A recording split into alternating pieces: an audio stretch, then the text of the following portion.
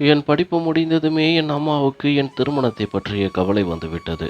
எனக்காக ஒரு வரன் பார்த்தார்கள். அவர்கள் அந்நியர்களாக இருந்தாலும் எங்கள் சொந்தக்காரர்களை விடவும் அன்போடு பழகினார்கள். எங்கள் குடும்பத்தின் வறுமை காரணமாக திருமணத்திற்கு பெரிய அளவில் எங்களால் செலவு செய்ய முடியவில்லை. எனக்கு 3 அண்ணன்கள் இருந்தாலும் அவர்கள் சம்பாதிப்பது அவர்கள் பெண் பிள்ளைகளுக்கே சரியாக இருந்தது. அதனால்தான் என் அம்மா, நான் உயிரோடு இருக்கும்போதே உனக்கான கடமையை செய்துவிட்டால் நிம்மதி. எனக்கு பிறகு உனக்கு யார் இருக்கிறார்கள் என்று அடிக்கடி கவலைப்படுவார். எங்கள் பக்கத்தில் திருமணம் மிகவும் எளிமையாக நடந்தது. ஆனால் மாப்பிள்ளை வீட்டில் வரவேற்பை மிகவும் பிரம்மாண்டமாக செய்தார்கள். திருமணத்திற்கு முன்னால் சீர் எடுக்க வந்தபோது என் மாமியார் எனக்கு மெஹந்தி உடையும் வளையல்களும் கொடுத்து விட்டு போனார்கள். அந்த உடை கிடைத்த அன்றுதான் கதிர் எனக்கு முதலில் ஃபோன் செய்தார். முதல் முறை பேசும்போதே, உனக்கு நான் தேர்ந்தெடுத்த உடை பிடித்திருக்கிறதா, என் ரசனை எப்படி என்று கேட்டார். எனக்கு மிகவும் வெட்கமாக இருந்தது. இருந்தாலும் அவரிடம் பேசும்போது ஏதோ பல வருடமாக தெரிந்தவரிடம் பேசுவது போலவே ஒரு நெருக்கம் இருந்தது. திருமணத்திற்கு 1 வாரம் முன்னால் வரை நாங்கள் தினமும் போனில் பேசிக்கொண்டோம். திருமண சடங்குகள் எல்லாம் நன்றாக நடந்தன. கதிர் ஊர்வலமாக வந்தபோது என் தோழிகள் எல்லாம் அவரை பார்த்துவிட்டு மிரண்டு போய்விட்டார்கள். அவர் அவ்வளவு அழகாக இருந்தார். என் தோழிகள் ஓடி வந்து என்னிடம், மீனா, உனக்கு எவ்வளவு நல்ல அதிர்ஷ்டம். இவ்வளவு அழகான கணவர் யாருக்கும் கிடைக்க மாட்டார்.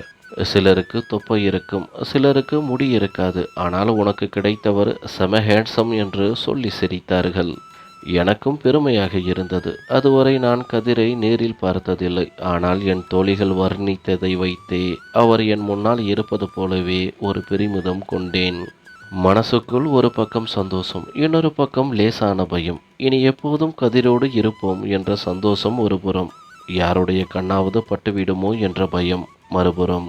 என்னை போன்ற ஏழை பெண்களுக்கு சந்தோஷம் என்பது எப்பொழுதாவது தான் கிடைக்கும். அது கிடைக்கும்போது அதை அனுபவிப்பதை விட அது பறிபோய் விடுமோ என்ற பயமே அதிகமாக இருக்கும். ஒருவேளை என் அதிர்ஷ்டத்தை என்னாலேயே நம்ப முடியவில்லை போலிருக்கிறது. அந்த பயத்துடனேயே என் புகுந்த வீட்டிற்கு போனேன்.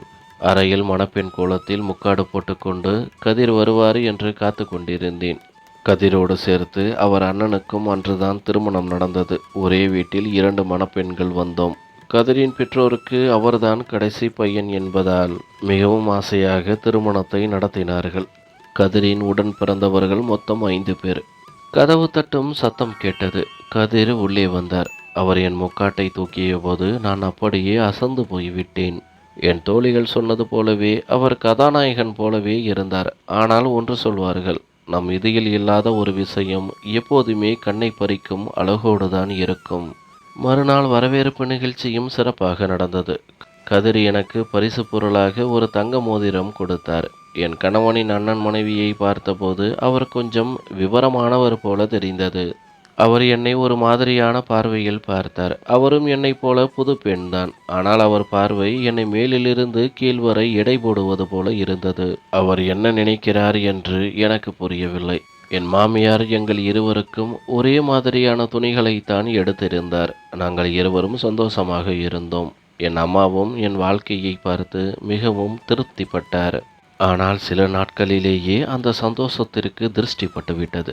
கல்யாணமாகி 1 வாரம் கூட முடியவில்லை. ஒரு நாள் மாலை நேரம் கதிர் என்னிடம் பேசிக் கொண்டிருக்கும் போதே திடீரென மயங்கி விழுந்து விட்டார். அவர் என் பக்கத்திலேயே அமர்ந்து பேசிக் கொண்டிருந்ததால் நான் பயத்தில் சத்தம் போட்டு அலறினேன். என் சத்தத்தை கேட்டு வீட்டிலிருந்த எல்லோரும் ஓடி வந்தார்கள். கதிர் மயங்கி கிடப்பதை பார்த்து எல்லோரும் அழத் தொடங்கினார்கள். என் மைத்துனரும் மாமனாரும் கதிரை தூக்கி அவர் முகத்தில் தண்ணீர் தெளித்து எழுப்ப முயன்றார்கள். கதிர் மயங்கிய நிலையில் இருப்பதை பார்த்ததும் வீட்டில் ஒருவருக்கு ஒருவர் பதற்றமடைந்தனர். அவனது உள்ளங்கால்களை தேய்த்து விட்டார்கள். ஆனால் அவன் கண்ணை திறக்கவே இல்லை. நிலைமை மோசமாவதை பார்த்து உடனே அவனை பைக்கில் உட்கார வைத்து கொண்டு மருத்துவமனைக்கு ஓடினார்கள். என் புகுந்த வீடு நகருக்குள்ளேயே இருந்ததால் சீக்கிரமாகவே ஆஸ்பத்திரிக்கு சென்று விட்டார்கள். நாங்கள் வீட்டில் உயிரை கையில் பிடித்து கொண்டு காத்து கொண்டிருந்தோம். அரை மணி நேரம் கழித்து என் மைத்துனர் ஃபோன் செய்து கதிருக்கு நினைவு வந்து விட்டது என்று சொன்னார். அந்த வார்த்தையை கேட்ட பிறகுதான் என் உடலில் உயிர் திரும்பியது போல இருந்தது. சிறிது நேரத்திலேயே அவனை வீட்டிற்கு கூட்டி வந்தார்கள். கதிர் உள்ளே வந்ததும் என் மாமியார் ஓடிப்போய் அவனது கழுத்தை கட்டிக்கொண்டு, என் மகனுக்கு யாருடைய கண் பட்டுவிட்டதோ என்று அழுது புலம்பினார். நான் என் அறையின் வாசலில் நின்று கதிரையே பார்த்து கொண்டிருந்தேன். புதிதாக திருமணமானவர்களுக்கு தன் கணவன் மீது இருக்கும் அன்பு மிகவும் பலமானது. அது ஒரு நாள் அன்பாக இருந்தாலும் சரி, பல வருட அன்பாக இருந்தாலும் சரி, ஒரு பெண்ணுக்கு தன் கணவன்தான் உலகம். அவன் முகத்தில் இருக்கும் சிரிப்பு தான் அவளுக்கு சந்தோஷம். கதிர் என்னை பார்த்ததும், ஏன் பைத்தியமே இப்படி அழுகிறாய்? நான் இன்னும் உயிரோடு தான் இருக்கிறேன் என்றார். அவர் சொன்னதை கேட்டதும் என்னால் கட்டுப்படுத்த முடியாமல் ஓடிப்போய் அவரை இறுக கட்டிக்கொண்டு அழுதேன். யாரோ அவரை என்னிடமிருந்து பறிக்க பார்ப்பது போல ஒரு பயம் எனக்குள் இருந்தது. அவருக்கு மருந்து கொடுத்திருந்ததால் அன்று இரவு அவர் சீக்கிரமே தூங்கிவிட்டார். ஆனால் என்னால் தூங்க முடியவில்லை. ராத்திரி முழுவதும் அடிக்கடி எழுந்து அவர் மூச்சு விடுகிறாரா, நன்றாக தூங்குகிறாரா என்று பார்த்து கொண்டே இருந்தேன். காலை விடிந்ததும் அவருடன் பேச வேண்டும் என்பதற்காக அவரை எழுப்பினேன். ஏன் என்று தெரியவில்லை. அவரோடு செலவு செய்ய எனக்கு குறைவான நேரமே இருப்பது போல ஒரு உணர்வு எனக்கு தோன்றியது. நான் கூப்பிட்டதும் கதிர் சிரித்து கொண்டே, என்னை நம்பு, நான் இன்னும் உயிரோடு தான் இருக்கிறேன் என்றார். அவர் அப்படி சொன்னதும் நான் அவர் வாயை என் கையால் பொத்தி, கடவுள் மீது சத்தியமாக சொல்கிறேன், இனிமேல் விளையாட்டாக கூட இப்படி பேசாதீர்கள். நீங்கள்தான் என் உயிர். உங்களுக்கு ஒன்று என்றால் நான் செத்து போய் விடுவேன் என்றேன். அவர் சிரித்து கொண்டே, உன் எதிரிகள் சாகட்டும், நீ ரொம்ப நல்லவள் என்றார். அன்று ஒரு நிமிடம் கூட நான் அவரை விட்டு நகரவில்லை. அவர் அன்றைக்கு நன்றாகத்தான் இருந்தார். ஆனாலும் என் மனம் ஏனோ படபடப்பாகவே இருந்தது. இரவு தூங்க போகும்போது கதிர் சொன்னார், மீனா, என் தலை ரொம்ப வலிக்குது. நான் பதற்றமாகி, உங்களுக்கு ஏற்கனவே இப்படி தலைவலி வருமா? அன்று ஏன் திடீரென மயங்கி விழுந்தீர்கள் என்று கேட்டேன். அதற்கு அவர், இதற்கு முன்னால் இப்படி எனக்கு ஆனதே இல்லை என்று சொன்னார். சொல்லும்போதே வலியால் துடித்தவர், என் தலையை கொஞ்சம் பிடித்துவிடு, எனக்கு பிளட் பிரஷர் எப்படி இருக்கிறது என்று பார் என்று சொல்லி கொண்டிருக்கும் போதே மீண்டும் கண்ணை மூடி மயங்கி விழுந்து விட்டார். அவர் மீண்டும் மயங்குவதை பார்த்ததும் என் அறிவு வேலை செய்யவில்லை. பைத்தியம் பிடித்தவள் போல கத்திக்கொண்டே அறையை விட்டு வெளியே ஓடி வந்து என் மாமியாரை கூப்பிட்டேன். கதிருக்கு மீண்டும் ஏதோ ஆகிவிட்டது என்று அலறினேன். வீட்டில் இருந்தவர்கள் மீண்டும் கூடினார்கள்.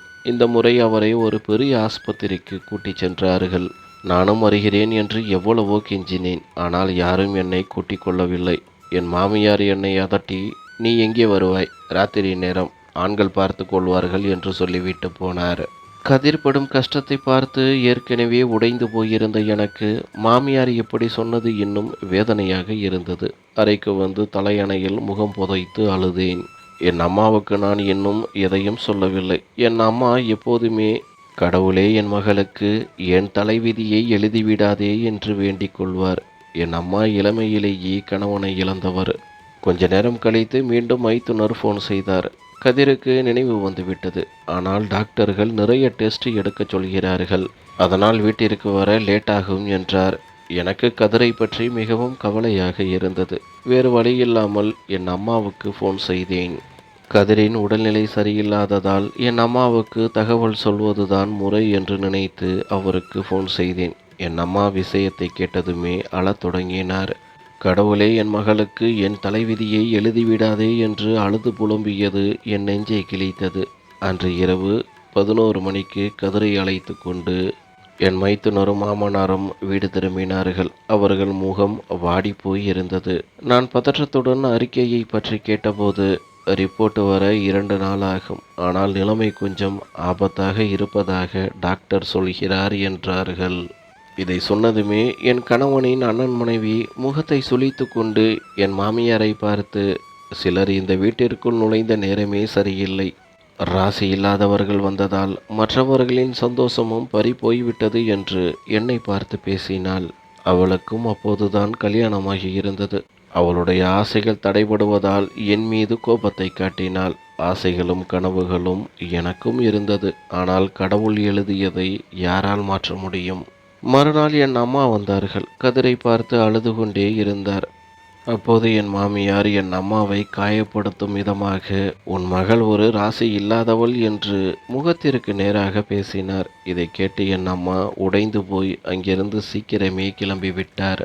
அந்த 2 நாட்களும் நான் கடவுளிடம் அழுது அழுது வேண்டிக் கொண்டிருந்தேன். ஆனால் ரிப்போர்ட் வந்தபோது எங்கள் தலை மீது இடியே விழுந்தது போல இருந்தது.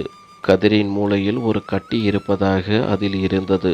கல்யாணத்திற்கு முன்னால் நன்றாக இருந்தவனுக்கு இப்படியானதும் நானே இதற்கு பொறுப்பு என்று நினைக்கத் தொடங்கினேன். பல டாக்டர்களை பார்த்தோம். ஆனால் எல்லோரும் கைவிரித்து விட்டார்கள். கடைசியாக ஒரு டாக்டர் மட்டும் ஆபரேஷன் செய்து கட்டியை எடுத்து விடலாம். ஆனால் அதனால் கதிரின் கண் பார்வை போகலாம், நினைவு குறையலாம் அல்லது உடல் உறுப்புகள் செயலிழக்கலாம் என்று எச்சரித்தார். வேறு வழி இல்லாததால் ஆபரேஷனுக்கு ஒத்துக்கொண்டோம். இப்படியே 2 மாதங்கள் ஓடின. கதிரின் ஆபரேஷன் அன்று எனக்கு தலையை வெடிப்பது போல வலித்தது. ரொம்பவும் சோர்வாக இருந்தது. டென்ஷனால் இப்படி இருக்கிறது என்று நினைத்தேன். ஆனால் அன்று மாலை எனக்கு வாந்தி வர ஆரம்பித்தது. அப்போதுதான் நான் கர்ப்பமாக இருக்கலாம் என்ற சந்தேகம் எனக்கு வந்தது. ஆனால் இந்த இக்கட்டான சூழ்நிலையில் என்னால் யாரிடமும் இதை சொல்ல முடியவில்லை. கதிரின் ஆபரேஷன் முடிந்தது. ஆனால் அவருக்கு நினைவு வரவில்லை.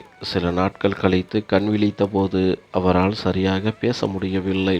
டாக்டர் சொன்னார், ஆபரேஷன் வெற்றிதான். ஆனால் அவர் பழையபடி நடக்க பேச இன்னும் நிறைய காலம் ஆகும். 1 வாரம் ஆஸ்பத்திரியில் இருந்துவிட்டு வீடு திரும்பினோம். அன்று அறையில் நான் மட்டும் கதிரின் அருகில் இருந்தபோது அவர் என் கையை பிடித்து கொண்டே அழுது கொண்டே சொன்னார், மீனா, என்னை மன்னித்துவிடு. உன்னை ஒரு நாள் கூட என்னால் சந்தோஷமாக வைத்திருக்க முடியவில்லை. நான் கொடுத்த வாக்குறுதி எதையும் என்னால் காப்பாற்ற முடியவில்லை என்று.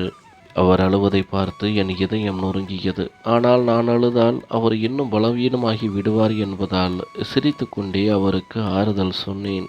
சில நாட்கள் கழித்து என் அம்மாவும் அண்ணன்களும் கதிரை பார்க்க வந்தார்கள். அப்போது என் மாமியார் என் அம்மாவிடம் மிக கடுமையாக, உங்கள் மகளை சில நாட்கள் உங்கள் வீட்டிற்கே அழைத்துச் செல்லுங்கள் என்று கட்டளையிட்டார்.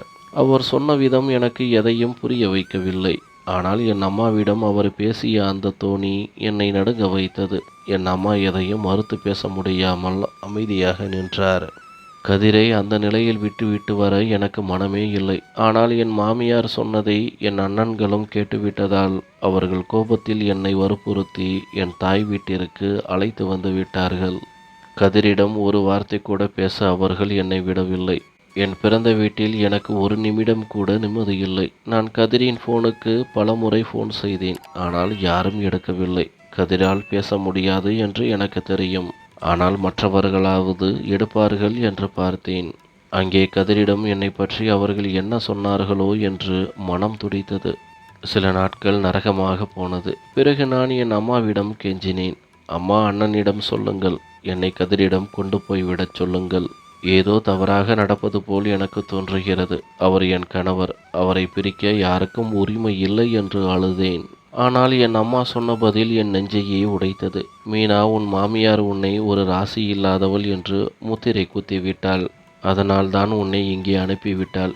இப்போது நீ அங்கே போனால் உன்னை உயிரோடு விடமாட்டார்கள். கதிர் அவர்களின் மகன். நீ அமைதியாக இரு என்றார். என் அம்மாவே எனக்கு எதிராக மாறிவிட்டதை என்னால் தாங்க முடியவில்லை. வேறு வழியில்லாமல் என் மாமனாருக்கு ஃபோன் செய்தேன். 2 முறை அவர் எடுக்கவில்லை. 3வது முறை எடுத்தார். எடுத்ததுமே அவர் சொன்ன வார்த்தை, இப்போது உனக்கு என்ன வேண்டும்? கதிர் இப்போது இந்த உலகத்திலேயே இல்லை என்றார். இதை கேட்டதும் எனக்கு அறிவு வேலை செய்யவில்லை. என் காதுகளையே என்னால் நம்ப முடியவில்லை. இது எப்படி நடந்தது, எப்போது நடந்தது என்று நான் கேட்பதற்குள் அவர் ஃபோனை வைத்து விட்டார். அதற்கு பிறகு அவர் என் ஃபோனை எடுக்கவே இல்லை. நான் என் அம்மா வீட்டில் இதை பற்றி சொன்னபோது அங்கே ஒரு பெரிய மௌனம் நிலவியது. என் வீட்டார் எனக்கு ஆறுதல் சொல்வதை விட என்னை ஒரு ராசி இல்லாதவளாகவே பார்த்தார்கள். நான் எவ்வளவோ கெஞ்சி என் அம்மாவை சம்மதிக்க வைத்து என் புகுந்த வீட்டிற்கு போனேன். என் அண்ணன்கள் கோபமாக இருந்தார்கள். உன்னை அவர்கள் மதிக்கவே இல்லை. நீ எதற்கு அந்த வீட்டிற்கு போகிறாய் என்று கேட்டார்கள். ஆனால் என் மனம் கேட்கவில்லை. நான் அந்த வீட்டின் வாசலுக்கு போனபோது அங்கே ஒரு பெரிய பூட்டு தொங்கியது. நான் அந்த வீட்டிற்கு புது பெண்ணாக வந்தவள் என்பதால் பக்கத்து வீட்டுக்காரர்களை பற்றி எனக்கு எதுவும் தெரியாது.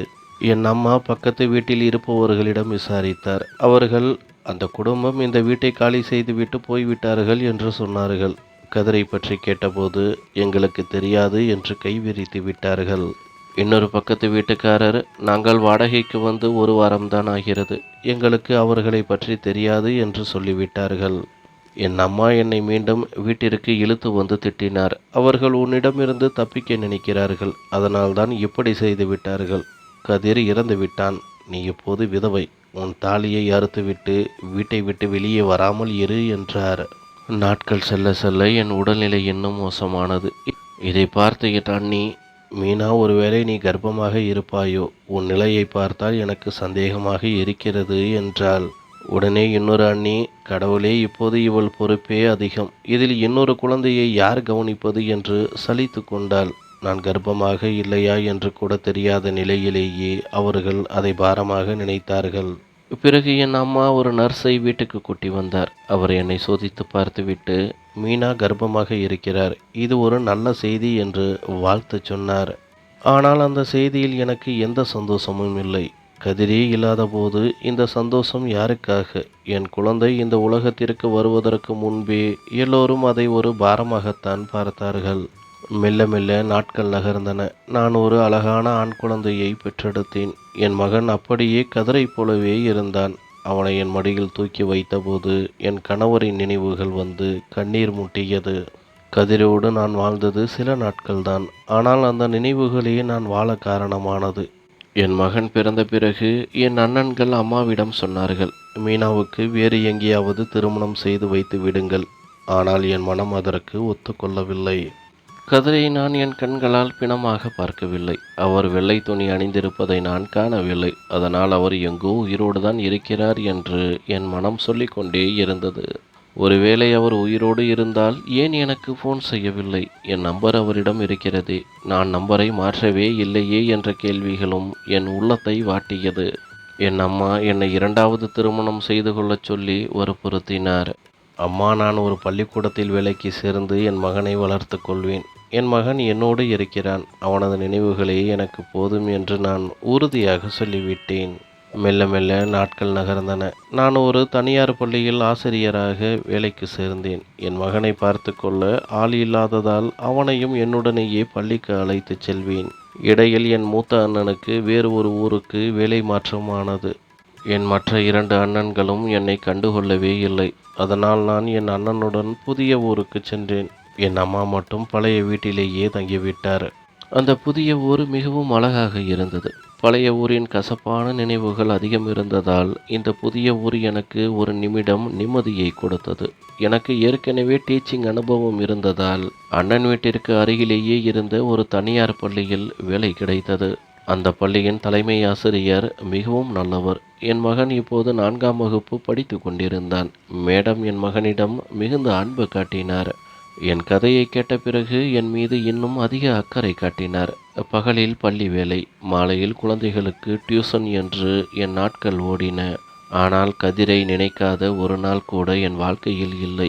என் மகன் தன் அப்பாவை பற்றி கேட்கும் பொழுதெல்லாம் அப்பா வெளிநாட்டில் இருக்கிறார் என்று பொய் சொல்வேன். ஒவ்வொரு வருடமும் அவனது பிறந்த நாளுக்கு நானே ஒரு பரிசு வாங்கி அதில் அப்பா கொடுத்தது என்று கதிரின் பெயரை எழுதி அவனிடம் கொடுப்பேன். ஆனால் அவன் வளர வளர தன் அப்பா இல்லாத குறையை அதிகமாகவே அவன் உணர ஆரம்பித்தான். 5 வருடங்கள் ஓடிவிட்டன. அந்த மேடம் என்னிடம் பலமுறை மீனா மறுமணம் செய்து கொள் என்று அறிவுரை கூறினார். ஆனால் என் கணவர் உயிரோடு இருக்கிறார் என்று என் மனம் சொல்கிறது என்று நான் பதில் சொல்வேன். ஒரு நாள் மேடம் என்னை அழைத்து தன் மகனின் திருமண பத்திரிகையை கொடுத்தார். என் மகன் கல்யாணத்திற்கு நீ கண்டிப்பாக வர வேண்டும் என்று அன்பு கட்டளையிட்டார். என்னால் மறுக்க முடியவில்லை. திருமண நாள் வந்தது. நான் எப்போதும் போல ஒரு விதவைக்கு உரிய எளிய உடை அணிந்து சோகமான மனதோடு முகத்தில் ஒரு போலிச் சிரிப்பை வரவழைத்து கொண்டு திருமண மண்டபத்திற்கு சென்றேன். மாப்பிள்ளை வீட்டார் ஊர்வலமாக வந்தார்கள். அப்போது அங்கே ஒரு மனிதனை பார்த்தேன். பல வருடங்களாக நான் யாருக்காக காத்து கொண்டிருந்தேனோ அவர் அங்கே நின்றார். என் கண்களையே என்னால் நம்ப முடியவில்லை. திருமணத்திற்கு வந்த கூட்டத்தோடு கூட்டமாக அவர் சிரித்து பேசி கொண்டிருந்தார். ஆம், அது என் கதிர்தான்.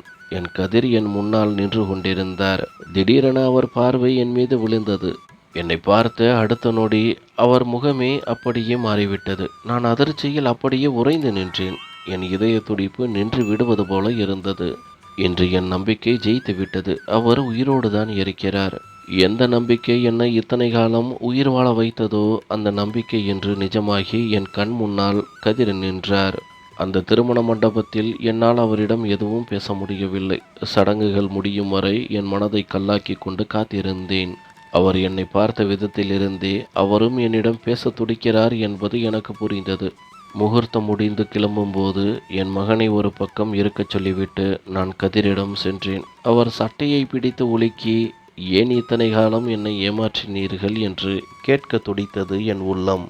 என் மேடம் வீட்டு பையனுக்கு கதிரின் அண்ணன் மகளைத்தான் கட்டி கொடுத்திருக்கிறார்கள். அதன் வழியாகத்தான் அவர் இங்கே வந்திருக்கிறார். நான் அவரிடம், நீங்கள் ஒரு துரோகி, உயிரோடு இருந்து கொண்டே நீங்கள் இறந்து விட்டதாக உங்கள் குடும்பம் சொன்னது பொய். அதை நம்பாமல் என் இளமை முழுவதையும் உங்களுக்காகவே காத்திருந்து வீணாக்கினேனே, நான் தான் முட்டாள் என்று ஆவேசமாக கேட்டேன். ஆனால் கதிர் என் பேச்சை இடைமறித்து, நீதான் நாடகமாடுகிறாய்.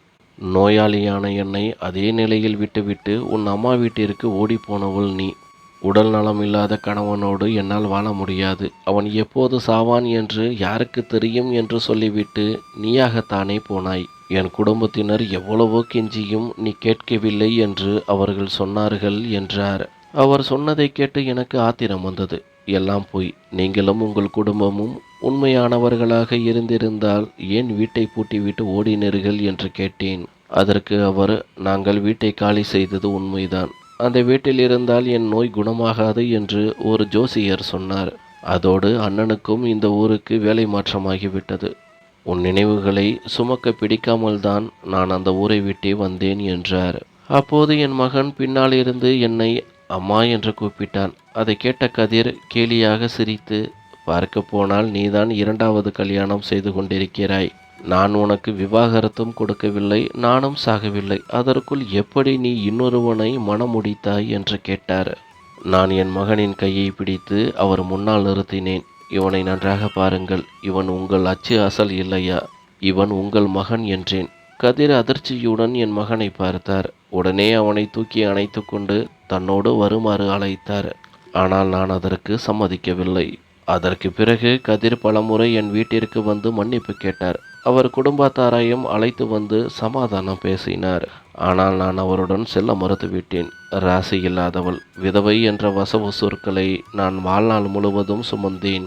ஒரு முறை கூட நீங்கள் என்னை தேடி வரவில்லை. என் ஃபோன் நம்பர் உங்களிடம் இருந்தது, என் வீடும் உங்களுக்கு தெரியும். ஆனால் நீங்கள் வரவில்லை என்று சொல்லிவிட்டேன்.